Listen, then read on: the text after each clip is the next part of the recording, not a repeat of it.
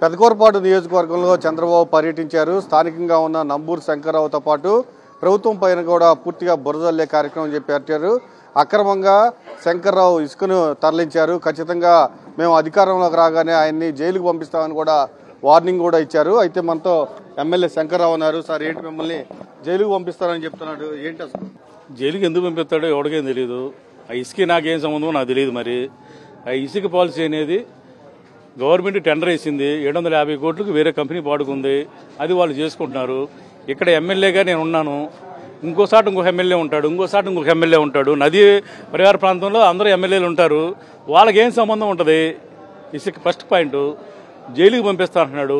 జైలుకి పంపిస్తాడు. ఆల్రెడీ అతను స్కామ్ చేశాడు, జైలుకి పోయి వచ్చాడు అతను. అంటే అందరూ అట్లాగే ఉంటారనుకుంటాడు అతను. అర్థమైందా?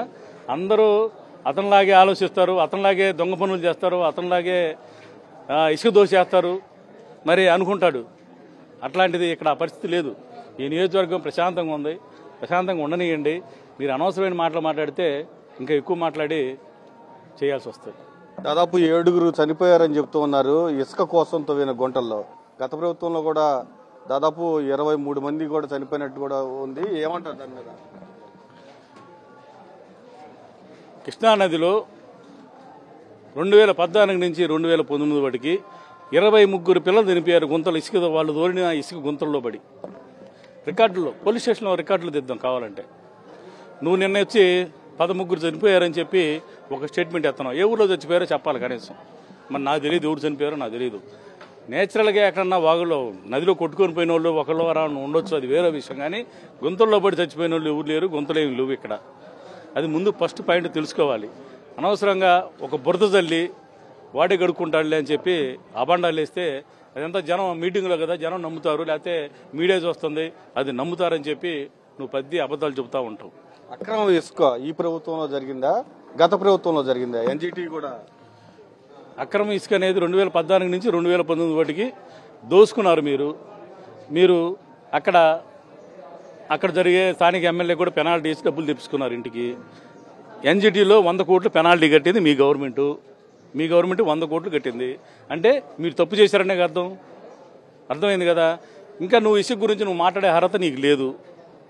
నా గురించి మాట్లాడుతున్నావు. ఇసుక గురించి నాకు ఇసుక్కి ఎటువంటి సంబంధం లేదని ఇంతకుముందు చెప్పా. అమరావతి వచ్చావు, అట్టర్ ఫ్లాపు. ఓసూరు వచ్చావు, అట్టర్ ఫ్లాపు. నీ కొడుకు వచ్చాడు, అట్టర్ ఫ్లాపు. అన్నీ అబద్ధాలు చెబుతూ ఉండవు. మళ్ళా పైపెచ్చు ఇంకా ఏంది, ఈ డబల్ రోడ్డు వేపిస్తాడంట. ఆల్రెడీ వర్క్ జరిగి పూర్తిగా శరవేగంతో డెవలప్మెంట్ జరుగుతుంటే డబల్ రోడ్డు కాదు నాయన, అది ట్రిపుల్ రోడ్డు నీకు శాంక్షన్ చేయించింది. అది కూడా నీకు తెలియదు కదా. నువ్వు కొత్తగా పెట్టిన అభ్యర్థికి అసలు ఏం తెలియదు. అతను ఏదో స్లిప్ రాసిస్తే నువ్వు చదువుతూ ఉంటావు. అతనికి రాజకీయాలు ఓన్మాలు తెలియదు, లేకపోతే ఎక్కడే మండలమో ఎక్కడే ఊరు కూడా అతనికి ఏం తెలియదు. అతను రాసిన స్లిప్ నువ్వు చదువుతున్నావు. ఇంతకుముందు చదివావు నువ్వే, నీ కొడుకు చదివాడు, ఇప్పుడు నువ్వు అదే చదువుతున్నావు. ఆల్రెడీ రోడ్లు అయిపోతున్నాయి, మద్దూరు దగ్గర బ్రిడ్జి అయిపోతుంది. ఇవన్నీ నేను మళ్ళీ మా ప్రభుత్వం వచ్చిన తర్వాత చేస్తానని చెబుతున్నావు. అంటే అర్థం ఏంటి? నీకు ఏదో రకంగా మా ప్రభుత్వం వస్తే మేము చేసామని చెప్పుకోవడానికి నువ్వు మాట్లాడుతున్నావు. అంటే మీరు రేపు తెలుగుదేశం ప్రభుత్వం వస్తే అందులో జాయిన్ అవుతానని, ఎమ్మెల్యే గెలిచినా కూడా అందులో జాయిన్ అవుతానని ఓట్లు వేయించుకుంటున్నారని చెప్తూ ఉన్నాడు. ఏమంటారు? అంటే చంద్రబాబు నేను గెలుస్తున్నట్టు ఒప్పుకున్నట్టేగా. ఒప్పుకున్నాడా లేదా? ఒప్పుకున్నాడు కదా. సరే, అయిపోయింది.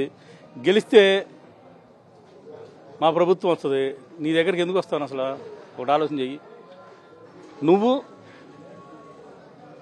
ఓడిపోయి కాంగ్రెస్లో తెలుగుదేశం పార్టీ పంచర్ మీ మామ కాళ్ళ దగ్గర చేరావు. మీ మామనే ఎన్నుపోటు పొడిచి నువ్వు పార్టీ లాక్కున్నావు. చంద్రబాబు పార్టీ అది, తెలుగుదేశం పార్టీ. మళ్ళా రేపు త్వరలో నువ్వు ఓడిపోబోతున్నావు. ఆ పార్టీ అసలు వారసులు వచ్చి ఆ పార్టీ లాక్కుంటారు. జరిగేది అది. నేను ఎందుకు వస్తాను? ఎందుకు వస్తావు అనుకుంటున్నావు? మా తాతలు కాంగ్రెస్, మా నాన్నల కాంగ్రెస్, నేను కాంగ్రెస్. తర్వాత రాజశేఖర రెడ్డి గారి అభిమానిగా నేను వైఎస్ఆర్లోకి రావడం జరిగింది.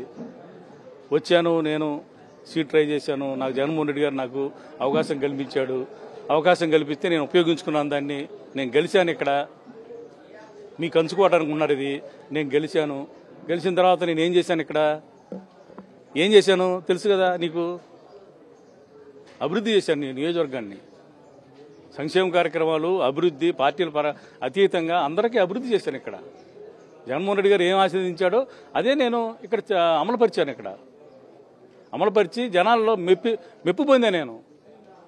మెప్పు పొందాను కాబట్టే నేను దమ్ముంది కాబట్టే నాకు ఓటేయని అడుగుతున్నా. నేను పని చేశాను అని చెప్పి నేను అడుగుతున్నా. పని చేయకపోతే నాకు ఓటు వేయొద్దని కూడా చెబుతున్నా. నేను నీకుందా ఆ దమ్ముందా? నీకుందా ఆ దమ్ము? నువ్వు పని చేసావా ఇక్కడ ఏమన్నా నియోజకవర్గంలో?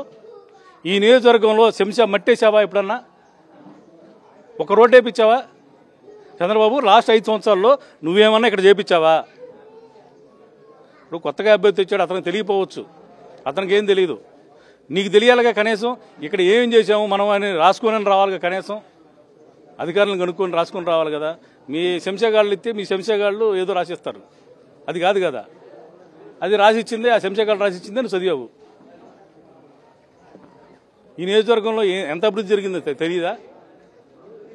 జనం నిరాజనం పడుతున్నారు. కనీసం నీకు మా ఎంపీ గారు ఎంట్రన్స్కి వచ్చిన దాంట్లో సగం మంది రాలా. నీకు అంజన్ కుమార్ యాదవ్ మా అభ్యర్థి కోసూరు ఎంట్రన్స్కు తీసుకొచ్చే ఎంట్రన్స్కి అంతలో దాంట్లో సగం రాలా నీకు. అంటే నీ స్థాయి అది.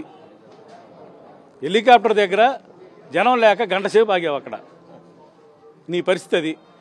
మా జగన్మోహన్ రెడ్డి హెలికాప్టర్ రిటర్న్లో వెళ్ళిపోతే 20,000 మంది ఉన్నారు అక్కడ. 20,000 మంది నడి ఎండలో 2 గంటలకి 20,000 మంది చుట్టూ ఉన్నారు. దాంట్లో కనీసం 4 వంతులు లేరు నీ సభకి. ఇంకా నువ్వు మాట్లాడే పరిస్థితి నీకుందా? నీకు అర్హత లేదు, అసలు మాట్లాడే అర్హత లేదు. చంద్రబాబు ఆయన కుమారుడు లోకేష్ ఇప్పటికే 3-4 సార్లు పెదకూరపాడు వచ్చారు. పూర్తిగా వాళ్ళు పెట్టిన సభలన్నీ లేకపోతే ర్యాలీలన్నీ పూర్తిగా అటర్ఫ్లాప్ అయిపోయాయి. అందుకే ఈ 4 ఓట్లు రాల్చుకోవడానికి ఇలాంటి అబద్ధాలు చెబుతున్నారు. ఖచ్చితంగా నేనైతే ఒకటే చెప్తున్నాను, చంద్రబాబు 14 సంవత్సరాలు ముఖ్యమంత్రిగా చేశారు, నేను 5 సంవత్సరాలు ఎమ్మెల్యేగా కొనసాగాను.